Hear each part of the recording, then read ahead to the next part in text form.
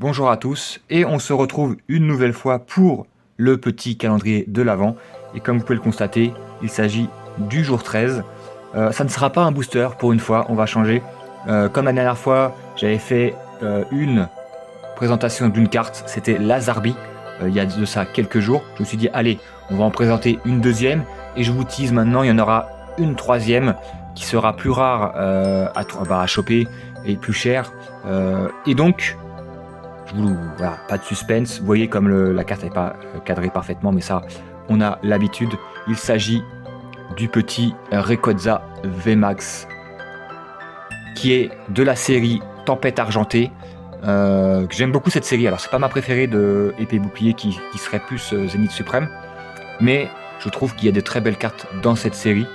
Et cette carte fait partie du lot que j'ai chopé. Donc, il y avait la Zarbi, il y avait le Pokémon putois dont j'ai oublié le nom, qui vaut pas très très cher, mais qui reste sympathique. J'ai eu celle-là, j'ai eu le Regidrago alternatif dans la forêt avec des couleurs sympathiques. Et j'ai eu aussi le Lugia Gold. Alors toutes les cartes ne m'intéressaient pas, mais le lot était plutôt intéressant parce que cette carte tourne autour de 65 € sur Card Market. Et je l'ai eu pour 50 €. Donc voilà, 15 balles de différence, c'est quand même pas dégueulasse. Et je me suis dit, allez, je vais vous montrer certaines des cartes que j'ai eues dans ce lot. Parce que je les trouve sympas. Ça faisait pas partie des cartes prioritaires que je voulais, notamment la Zarbi ou celle-là. Mais que je me suis dit, allez, elles sont vraiment quand même vraiment jolies.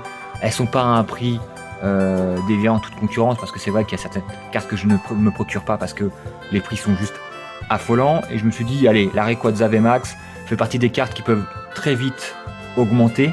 Parce que c'est Rayquaza, comme les Pokémon du style Dracofeu ou Pikachu.